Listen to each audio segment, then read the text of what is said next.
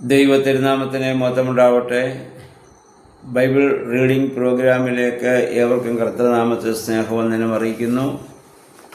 1 ശമൂവേൽ 19 അധ്യായം നമ്മളിന്ന് വായിക്കുകയാണ്. ശൗലിന് അവൻ്റെ ഉള്ളതാ ദൈവാത്മാവ് നഷ്ടപ്പെട്ട് ദുരാത്മാവിനാൽ നയിക്കപ്പെടുന്ന ഒരു കാലഘട്ടം. തന്നെ അധികം സേവനം ചെയ്ത് തന്നോട് ചേർന്ന് നിൽക്കുന്നതായ ദാവീദിനെ തന്നേക്കാൾ കൂടുതൽ അംഗീകാരം ജനങ്ങൾ നൽകുന്നുവെന്ന് കണ്ടപ്പോൾ അവനെ കൊന്നുകളയുവാനുള്ള ആഗ്രഹം, പൈശാചികമായ ചിന്ത ശൗലിൽ ശക്തമായിരിക്കുകയാണ്. അദ്ദേഹം തൻ്റെ മകൻ യോനാഥാനോടും ഭൃത്യന്മാരോടും പറയുന്നു, നിങ്ങൾ ദാവീദിനെ കൊന്നുകളയണം. ഈ വിവരമറിഞ്ഞ യോനാഥാൻ അദ്ദേഹം ദാവീദിനെ വളരെയേറെ സ്നേഹിക്കുന്നു. ദാവീദിലുള്ള ദൈവാത്മാവിനെക്കുറിച്ച് അദ്ദേഹം മനസ്സിലാക്കുന്നു. ദാവീദിൻ്റെ കഴിവിനെക്കുറിച്ച് അദ്ദേഹത്തിന് നല്ല വ്യക്തതയുമുണ്ട്. അദ്ദേഹം ദാവീദിനെ രക്ഷപ്പെടാനുള്ള മാർഗം പറഞ്ഞു കൊടുക്കുന്നു. നീ ഇവിടെ നിന്ന് ഓടി വയലിലേക്ക് പോവുക. അതിനുശേഷം അദ്ദേഹം തൻ്റെ പിതാവായ ശൗലിനെ അവിടെ ഉപദേശിക്കുന്നുണ്ട്. ദാവീദ് എന്ത് തെറ്റാണ് നമ്മളോട് ചെയ്തത്? അദ്ദേഹം മുഖാന്തരം നമുക്ക് നന്മയും അനുഗ്രഹവും മാത്രമേ ഉണ്ടായിട്ടുള്ളൂ. തൻ്റെ ജീവൻ പോലും പണയം വെച്ച് ഗോലിയാത്തിനെ കൊന്നുകളഞ്ഞവനാണവൻ. നമ്മളോട് ഒരു അവിശ്വസ്തതയും അവൻ കാണിച്ചിട്ടില്ല. പിന്നെ നമുക്കവനോട് വിരോധം ഉണ്ടാവേണ്ട കാര്യം എന്താണ്? ഇവിടെ നമ്മൾ കാണുന്നു, അപ്പനെ മകൻ ഉപദേശിക്കേണ്ടതായ ഒരു സാഹചര്യം. കാരണം അപ്പനിൽ ദുരാത്മാവ് പ്രവേശിച്ചിരിക്കുന്നു. അതിന് പ്രധാന കാരണം അസൂയയാണ്. തന്നേക്കാൾ കൂടുതൽ അംഗീകാരം തൻ്റെ ഒരു ഭൃത്യനെ പോലെ തൻ്റെ കൊട്ടാരത്തിലായിരിക്കുന്ന ദാവീദിന് ലഭിക്കുന്നു എന്നുള്ളതാണ് അദ്ദേഹത്തെ കൂടുതൽ അസ്വസ്ഥനാക്കുന്നത്. അസൂയ എന്ന വികാരം വളരെയേറെ പൈശാചികമാണ്. അതാണ് ഈ ലോകത്തിൽ ഏറ്റവും കൂടുതൽ മനുഷ്യനെ ശത്രുക്കളാക്കുന്നത്. യോനാഥാൻ ദൈവാത്മാവുള്ളൊരു മനുഷ്യനെ പോലെ, വിവേകമുള്ള മനുഷ്യനെ പോലെ ഇവിടെ പ്രവർത്തിക്കുന്നതായി നമ്മൾ കാണുന്നുണ്ട്. അതുകൊണ്ട് തൻ്റെ പിതാവിനെ അദ്ദേഹം ഇവിടെ ഉപദേശിക്കുന്നതായി നമ്മൾ കാണുന്നു. അദ്ദേഹത്തോട് ചോദിച്ചു, നിഷ്കളങ്ക രക്തം ചൊരിഞ്ഞ പാവം എന്തിനാണ് നമ്മുടെ തലമേൽ നമ്മൾ വയ്ക്കുന്നത്? അപ്പോൾ യോനാഥാൻ്റെ ഉപദേശത്താൽ ഇനി ദാവീദിനെ കൊല്ലുകയില്ല എന്ന് ശൗൽ കർത്താവിൻ്റെ നാമത്തിൽ ഇവിടെ ശപഥം ചെയ്യുന്നുണ്ട്. അതിൻ്റെ 6-ാം വാക്യത്തിൽ നമ്മൾ വായിക്കുമ്പോൾ 7-ാം വാക്യത്തിൽ വായിക്കുന്നു, ദാവീദ് വീണ്ടും യോനാഥാൻ മുഖാന്തരം ശൗലിൻ്റെ അടുത്ത് വരികയും അദ്ദേഹത്തിന് സേവനം ചെയ്യുകയും ചെയ്യുകയാണ്.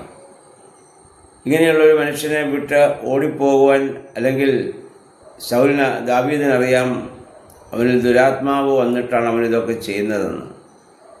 അതുകൊണ്ട് ആ രാജാവിനെ വീണ്ടും സേവനം ചെയ്തു കൊടുക്കുവാനുള്ള മനോഭാവം, കഠിനാധ്വാനിയാണല്ലോ അദ്ദേഹത്തിന് ശൗലിനോട് വിരോധമൊന്നുമില്ല, ആരോടും ഒരു വിരോധവുമില്ല.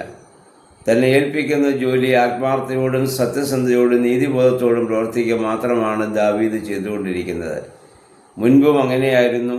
ഇപ്പോൾ ദൈവത്താൽ വിളിക്കപ്പെട്ട് കഴിഞ്ഞ് അഭിഷേകം ചെയ്യപ്പെട്ടതിന് ശേഷവും അദ്ദേഹം അങ്ങനെ തന്നെയാണ്.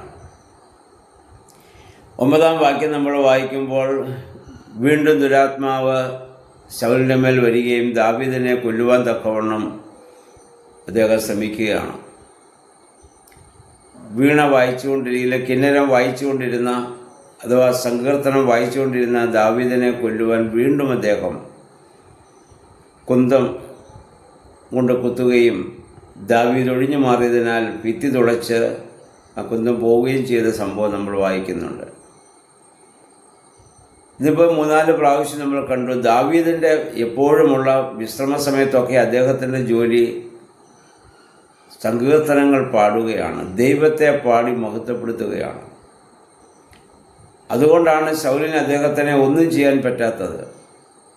എത്ര പ്രാവശ്യം ഇപ്പോൾ അദ്ദേഹത്തെ കൊല്ലുവാൻ വേണ്ടി ശൗലിപ്പോൾ ശ്രമിക്കുകയാണ്.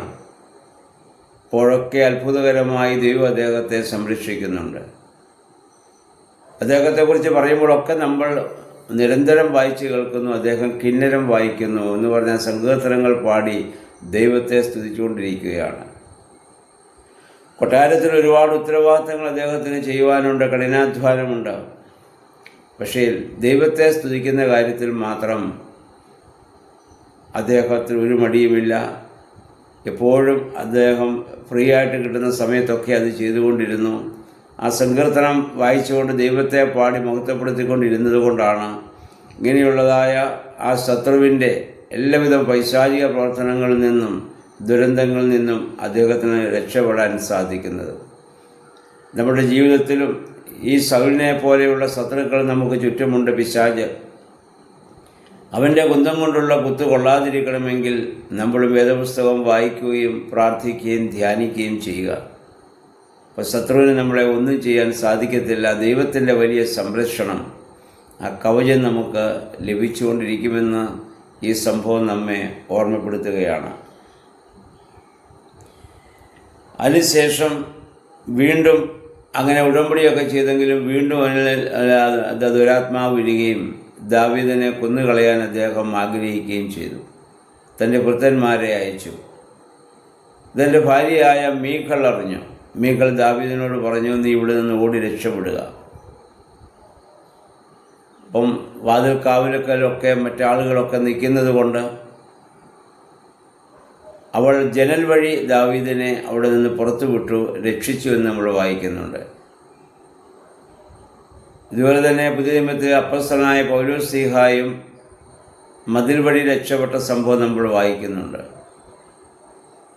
ദൈവം അങ്ങനെയുള്ളവർക്ക് അതിനുവേണ്ടിയുള്ള വഴി ഒരുക്കി കൊടുക്കും എന്നുള്ളതാണ് സത്യം. അതിനുശേഷം മീഖൾ തൻ്റെ ദാവീദിൻ്റെ കിടക്കയിൽ ഒരു പാവ കൊണ്ടുവന്ന് മനുഷ്യനെ പോലെ കിടത്തി ആട്ടുരോമം കൊണ്ടുള്ളതായ ഒരു തലയണയും വെച്ച് കൊടുത്തു. എന്നിട്ട് ബെഡ്ഷീറ്റ് കൊണ്ടത് മൂടി. ആളുകൾ അകത്ത് വന്നപ്പോൾ കാണുന്നത് അതാണ്. ശൗൽ പറഞ്ഞു, അവനെ കിടക്കയോടെ കൊണ്ടുവരിക. അവർ നോക്കിയപ്പോൾ ഈ പാവയാണ് കണ്ടത്. എന്തുകൊണ്ടാണ് നീ ഇങ്ങനെ ചെയ്തതെന്ന് മീഖലിനോട് ചോദിച്ചപ്പോൾ അവൾ രക്ഷപ്പെടാൻ വേണ്ടി ഒരു കള്ളം പറയുന്നുണ്ട്. ഞാൻ അവനെ രക്ഷപ്പെടുത്തിയില്ലെങ്കിൽ ദാവീദ് എന്നെ കൊല്ലുമെന്ന് പറഞ്ഞു. അതുകൊണ്ടാണ് ഞാൻ അവനങ്ങനെ ഒരു വഴി ഒരുക്കി കൊടുത്തത്. പൗളിലൂടെയും ദാവീദിനെ രക്ഷപ്പെടാനുള്ളൊരു മാർഗം സർവശക്തനായ ദൈവം അവിടെ തുറന്നു കൊടുക്കുന്നു. ഇവിടെ നമ്മൾ മനസ്സിലാക്കേണ്ടത് സകല വാതിലും അടയുന്നുവെന്ന് മനുഷ്യഹൃദയം വിചാരിക്കുന്നിടത്ത് അത്ഭുത വഴികളെ, വാതിലുകളെ തുറക്കുവാൻ സാധിക്കുന്നവൻ നമ്മുടെ കർത്താവാണ്. അത്ഭുത വഴി ദൈവം ദാവീദിന് വേണ്ടി ഇവിടെ തുറന്നു കൊടുക്കുന്ന നമ്മൾ കാണുന്നു. അതിനുശേഷം ദാവീദ് അവിടെ നിന്ന് ഓടിപ്പോകുന്നത് റാമയിൽ തന്നെ അഭിഷേകം ചെയ്ത ശമൂവേൽ പുരോഹിതൻ്റെ അടുത്താണ്. അവിടെ എത്തിയെന്നറിഞ്ഞതായ ശൗല് തൻ്റെ പടയാളികളെ വീണ്ടും അയക്കുന്നു അവനെ പിടിച്ചുകൊണ്ട് വരുവാൻ. അവിടെ ചെന്നപ്പോൾ 3 പ്രാവശ്യം അദ്ദേഹം പടയാളികളെ ഭൃത്യന്മാരെ അയക്കുന്നുണ്ട്. അവിടെ ചെന്നപ്പോഴൊക്കെ കാണുന്നത് ശമൂവേലും ദാവീദൊക്കെ പ്രവചിച്ചുകൊണ്ടിരിക്കുന്നതാണ്. അവൻ്റെ ഭൃത്യന്മാരും ഈ ഭൃത്യന്മാർ അവനെ പിടിക്കാൻ ചെന്നവരും നമ്മൾ വായിക്കുന്ന ദൈവാത്മാവ് അവരിൽ വന്നിട്ട് അവരും അവിടെ നിന്ന് പ്രവചിക്കുകയാണ്. അങ്ങനെ 3 പ്രാവശ്യം അദ്ദേഹം ഭൃത്യന്മാരെ അയക്കുന്നുണ്ട് ശൗൽ. അവരെല്ലാം ഇവിടെ പ്രവചിച്ചുകൊണ്ടിരിക്കുകയാണ്. അവരാർക്കും ദാവീദിനോട് ശത്രുത ഇവിടെ വരുമ്പോൾ തോന്നുന്നില്ല. അതാണ് ദൈവത്തിൻ്റെ അത്ഭുതകരമായ പ്രവർത്തനം. അവസാനം ഇവിടെ ശൗൽ തന്നെ നേരിട്ട് വരുന്നു. നമ്മൾ വായിക്കുന്നു അദ്ദേഹവും അവിടെ പ്രവചിക്കുന്നതായ ഒരു സാഹചര്യം.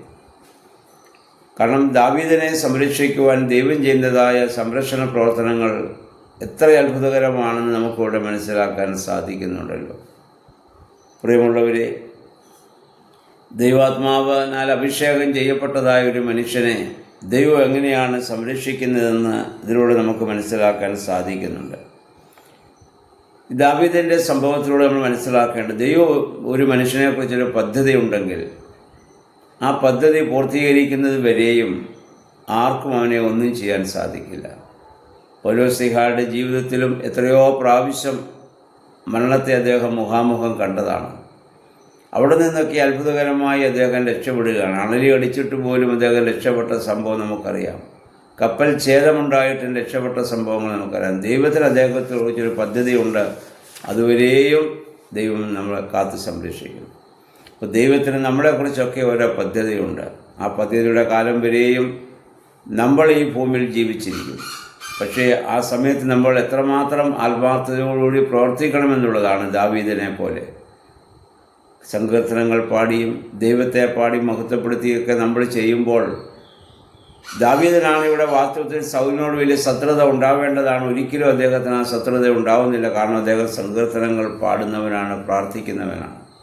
നമുക്ക് മറ്റുള്ള വെറുപ്പും വിദ്വേഷവും പകയൊക്കെ മാറണമെങ്കിൽ, ആ ദൈവാത്മാവ് നമ്മിൽ വസിക്കണമെങ്കിൽ നിരന്തരം പ്രാർത്ഥിക്കുന്ന, വേദപുസ്തകം വായിക്കുന്ന, ധ്യാനിക്കുന്ന അനുഭവം നമുക്കുണ്ടാകണം.